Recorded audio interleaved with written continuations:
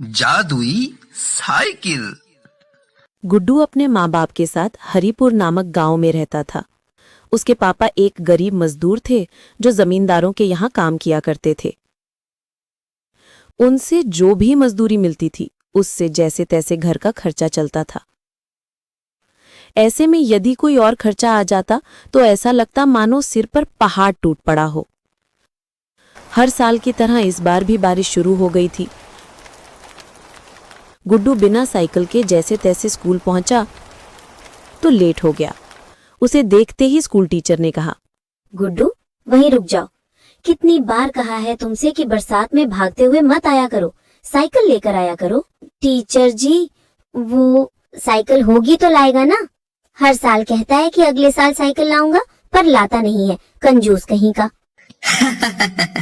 गुड्डू, तुम साइकिल लेकर क्यों नहीं आते? टीचर जी, मेरे पास साइकिल नहीं है। तो पापा से कहो हीरो के शोरूम से खरीद लाए। वो देखो, मेरे पापा ने कल ही मेरे जन्मदिन पर नई साइकिल गिफ्ट की है। देखो गुड्डू, मैं तुम्हें इस तरह भीगकर क्लास में बैठने नहीं दे सकती। पूरी क्लास गंदी हो जाती है। तुम घर जाओ और कल आना, या फिर वहीं खड़े होकर सुनो मैं क्या पढ़ा रही हूँ। और गुड्डू पूरे दिन दरवाजे के पास खड़ा हुआ टीचर को देखता रहा कि वो क्या पढ़ा रही हैं। दूसरे दिन उसने सोचा कि वो बारिश शुरू होने से पहले ही स्कूल चला जाएगा, मगर जैसे ही वो निकलने लगा अचानक बारिश शुरू हो गई।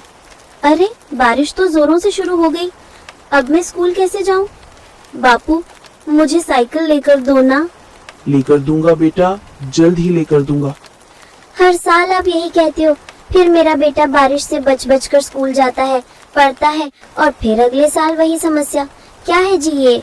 अब हम अपने बच्चे को एक साइकिल भी नहीं लेकर दे सकते। क्या करूं सुनीता, पूरे साल तो मेहनत करता हूँ, पर इतना कमा ही नहीं पाता कि 2 वक्त की रोटी के सिवा कुछ और जुटा सकूं। माफ करना गुड्डू बेटा, मैं तेरे लिए एक छोटी सी साइकिल भी नहीं ले पा रहा हूँ। दुखी मत होइए बापू, मैं चला जाऊंगा। अरे, ऐसे कैसे चला जाएगा? इतनी बारिश हो रही है। माँ, मैं पेड़ के नीचे से होता हुआ बचता बचता स्कूल तक पहुँच जाऊंगा। आप मेरी चिंता मत करें। बाय माँ, बाय बापू। अरे लेकिन सुनो, चला गया, आज फिर भीग जाएगा। गुड्डू बारिश से बचता हुआ भागता हुआ एक पेड़ के नीचे पहुंचा। कुछ देर इंतजार करता रहा, लेकिन बारिश थी कि थमने का नाम ही नहीं ले रही थी। फिर गुड्डू पेड़ पर चढ़कर आसमान की तरफ देखता है। आसमान पूरी तरह काला था और बादल पूरी तरह घिरे हुए थे।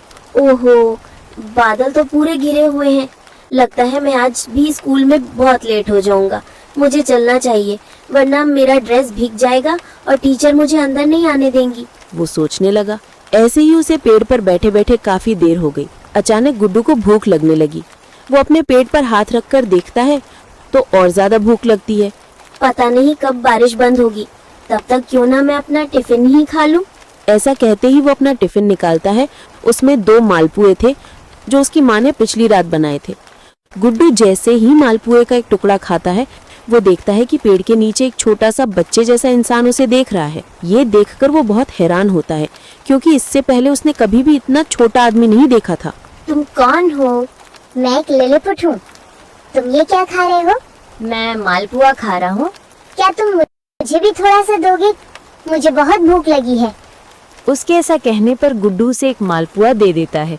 मालपुआ खाने के बाद लिलीपुट गुड्डू से कहता है, वाह, आनंद आ गया। ये मालपुआ तो सच में बहुत स्वादिष्ट था। मैंने आज से पहले ऐसा स्वादिष्ट भोजन नहीं खाया। तुम्हारा बहुत बहुत धन्यवाद अपना मालपुआ मुझे देने के लिए। कोई बात नहीं दोस्त। लेकिन तुम पेड़ पर चढ़कर क्यों बैठे हो? मैं स्कूल जा रहा था कि तभी बारिश शुरू हो गई, जिस वजह से मैं इस पेड़ के ऊपर आकर बैठ गया। मेरे पास साइकिल नहीं है, इसलिए मैं हर रोज लेट हो जाता हूँ और भीग भी जाता हूँ। तो तुम अपने पापा से साइकिल के लिए क्यों नहीं कहते? कहा था दोस्त, लेकिन मेरे पापा बहुत गरीब हैं, इसलिए अभी वो मुझे साइकिल खरीद कर नहीं दे सकते। ओह, तो ये बात है। कोई बात नहीं दोस्त, आज तुमने मुझे अपना मालपुआ खिलाया है, जिससे मैं बहुत खुश हूँ। ये लो, मैं तुम्हें एक साइकिल देता हूँ, लेकिन ये कोई ऐसी वैसी साइकिल नहीं है। ये एक जादुई साइकिल है। साइकिल देखकर गुड्डू बहुत खुश हो जाता है और लिलीपुट का धन्यवाद करता है। तभी लिलीपुट वहां से गायब हो जाता है। फिर गुड्डू पेड़ से उतरता है और साइकिल लेकर तुरंत अपने स्कूल की तरफ निकल जाता है। जैसे ही वो स्कूल पहुंचता है, टीचर कहती है, गुड्डू, तुम आज भी लेट हो गए। आज तो तुम्हारे पास साइकिल भी थी, फिर भी लेट कैसे हो गए? कल से लेट नहीं होऊंगा टीचर, मुझे ये साइकिल आज ही मिली है, इसलिए मैं आज लेट हो गया। खरीदी है या चोरी की है? भीमा, चुप हो जाओ। ठीक है गुड्डू, कल से टाइम पर स्कूल आना। तभी स्कूल की छुट्टी हो जाती है। सभी बच्चे बाहर आते हैं तो देखते हैं कि बाहर बहुत हवा चल रही है और बारिश होने वाली है। स्कूल के 3-4 बच्चों को छोड़कर बाकी सबके पास अपनी साइकिल थी।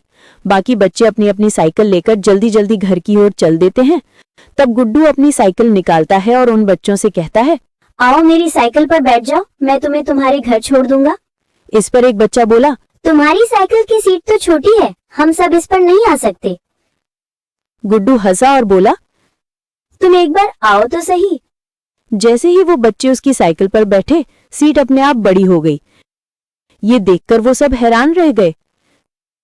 फिर गुड्डू बोला, चल मेरी साइकिल। गुड्डू के ऐसा कहते ही साइकिल हवा से बातें करने लगी और कुछ ही सेकंड में उन बच्चों को उनके घर पहुंचा दिया। जब गांव वाले गुड्डू की इस साइकिल को देखते हैं तो वे भी हैरान रह जाते हैं। गुड्डू अपने घर लौटता है और माँ बाप को सारी बात विस्तार से बताता है। पूरे गांव में गुड्डू की साइकिल की चर्चा होने लगती है। गुड्डू भी गांव के लोगों को एक स्थान से दूसरे स्थान तक पहुंचाने में मदद करने लगा। जब भी किसी को गुड्डू की जरूरत होती, वो फौरन अपनी साइकिल लेकर उनके पास पहुंच जाता और मदद करता था। एक दिन गुड्डू के एक दोस्त के पापा की तबीयत अचानक खराब हो गई। उसका दोस्त भागा भागा गुड्डू के पास आया और बोला, गुड्डू, मेरे पापा को अस्पताल ले चलो जल्दी। गुड्डू फौरन अपनी साइकिल निकालता है और दोनों मिलकर उसके पापा को शहर के अस्पताल पहुंचाते हैं। पता चला कि उन्हें दिल का दौरा पड़ा था। 3-4 घंटे के ऑपरेशन के बाद डॉक्टर बाहर आए और बोले, अगर तुम लोग इन्हें टाइम से अस्पताल नहीं लाते तो बचना मुश्किल था। अब ये बिल्कुल ठीक है। ये सुनकर गुड्डू के दोस्त की आंखों में आंसू आ गए। वो गुड्डू से बोला, तूने आज मेरे पापा की जान बचा ली दोस्त, तेरा बहुत बहुत धन्यवाद। इस प्रकार गुड्डू की चर्चा पूरे गांव से लेकर शहर तक होने लगी और गुड्डू लोगों की मदद करता हुआ खुशी खुशी अपनी जिंदगी जीने लगा। गीता अंबाला में रहती थी और उसके भाई चाट का ठेला लगाते थे। गीता भी इस काम में अपने भाई का साथ देती थी। अरे भैया, भेलपुरी मैंने बना दी है, अब चटनी आप खुद तैयार कर लो। अरे मेरी प्यारी बहना, सारा काम तो तूने खुद से ही कर दिया। तू तो मेरी आदतें खराब कर रही है। अरे भैया, कुछ दिनों के बाद तू ससुराल चली जाएगी तो फिर मेरा काम में मन कैसे लगेगा? मुझे तेरी बहुत याद आएगी। अजी, आप अभी से रोने लगे? अरे गीता, अब तू ही अपने भैया को समझा। नहीं भैया, मैं आपको छोड़कर कहीं नहीं जाऊंगी। मुझे ये शादी नहीं करनी। मैं भी आप दोनों के बिना नहीं रह सकती। अरे नहीं मेरी प्यारी बहना, ऐसे नहीं कहते। लड़कियों को तो एक ना एक दिन अपने ससुराल जाना ही होता है। आनंद बहुत ही अच्छा लड़का है, तू अपने ससुराल में बहुत खुश रहेगी। गीता की शादी चंडीगढ़ में तय हो गई थी और 1 महीने बाद शादी थी। इस वजह से गीता थोड़ी उदास रहा करती थी। गीता के भैया भाभी के अलावा उसका एक भतीजा भी था जो अभी छोटा था और पढ़ रहा था। धीरे धीरे 1 महीना बीत गया और वो दिल भी आ गया जब गीता की शादी थी। गीता के भैया भाभी ने उसे धूमधाम से विदा किया। फिर गीता अंबाला से चंडीगढ़ अपने ससुराल आ गई। गीता का पति आनंद एक मैकेनिक था जो एक गैराज में काम करता था। गीता बहुत ही समझदार लड़की थी। उसने आते ही पूरे घर को संभाल लिया था। बस बहू, मैं और रोटी नहीं लूंगी, आनंद को दे दो। बस 1 रोटी ही देना, मेरे पेट में बिल्कुल भी जगह नहीं है। इतना अच्छा खाना बनाया है बहू कि मैं 1 रोटी ज्यादा ही खा गई। कहाँ माँ जी, 2 निवाले की छोटी सी रोटी होती है मेरी। अब मैं आ गई हूँ ना, तो अब आपको हर रोज मेरे हाथ का गर्मा गर्म अच्छा और स्वादिष्ट खाना खाना होगा। कोई बहाना नहीं चलेगा। हमारे तो भाग्य ही खुल गए बहू, जो तुम हमारे घर में बहू बनकर आई। जीती रहो।